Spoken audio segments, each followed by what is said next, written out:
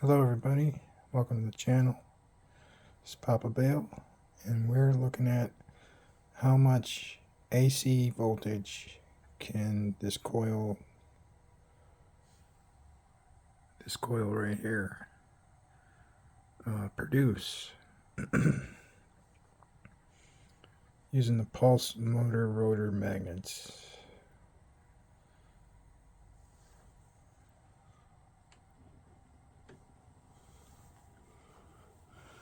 Now, right now we're doing 0.6 amps, 0.5, 0.6 on the power supply. So far we've generated 6, I think it's going to go up to about 10.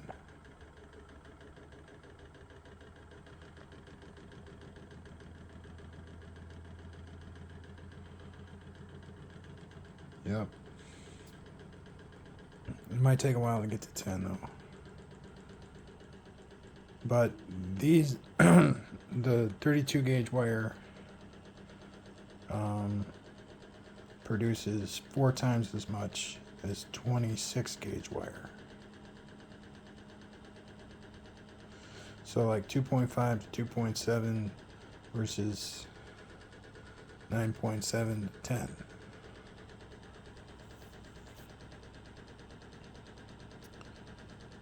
So this 32 gauge solenoid coil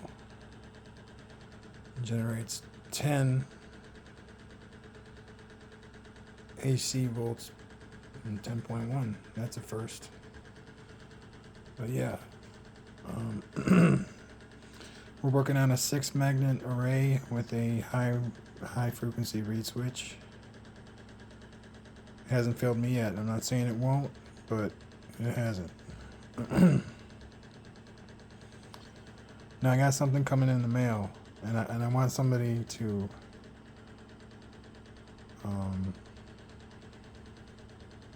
chime in on this and let me know if I should even do it. I have a turbine generator underneath, and I bought this DC to DC boost converter.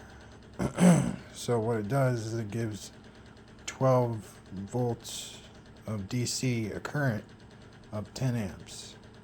So the 120 watt, basically a power supply, but I don't know if I should use the turbine to energize it, because it's not stable, like solid, like a power supply. It fluctuates. Not very much. Granted, I mean, once you get it going to like max speed, and then maybe you turn a switch on, because right here there's very little fluctuation. But should I use that boost converter to try and energize 6 more coils to try and get that to be a loop, if you get what I mean? Use the kinetic energy to produce the electrical energy to perpetuate the kinetic energy, which in layman's terms, I mean, when we're talking about energy, there's lots of different kinds of energy. So it's not free, and I state in my videos about this that it's not free energy.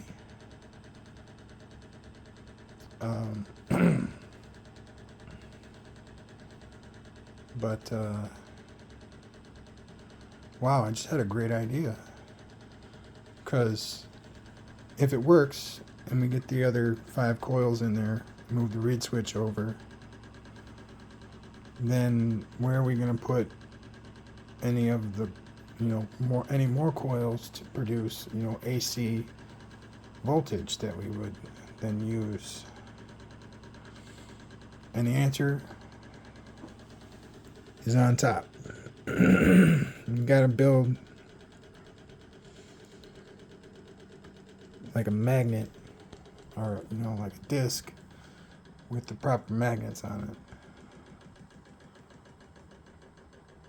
because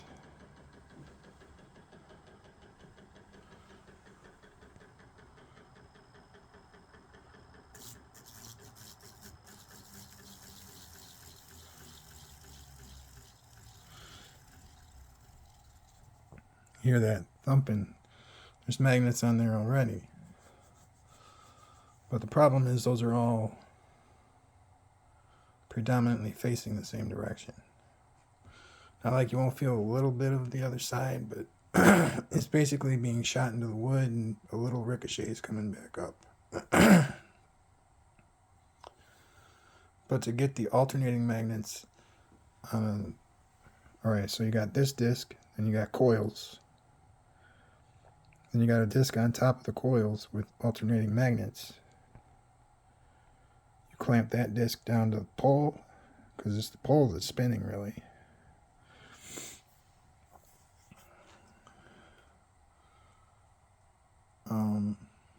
And there you have it, like turbo generation.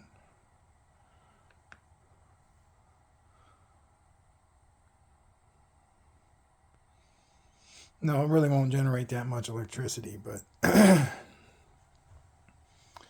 should be fun to maybe try doing that. But it's got to be removable, and the coils have to be detachable, and I really don't want to muck up my sculpture where I use the round magnets.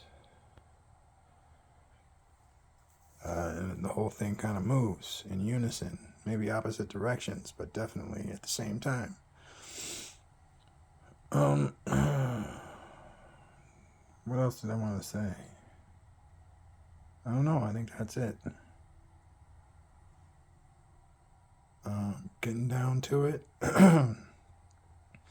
What I really want to know about that boost converter, and if sending this voltage through it is even a good idea. Because you saw on this power supply, it's like 0.6 amps for 12 volts. You know, that's not 120 watts, you know.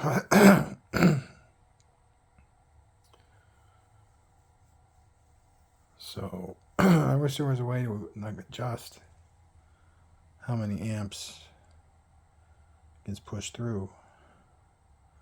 But I'm pretty sure that as soon as it reaches 8,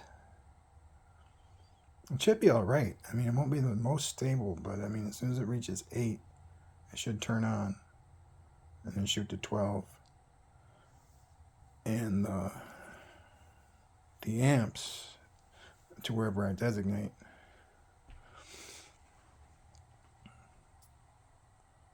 But you can get it up to 36 before it shuts down.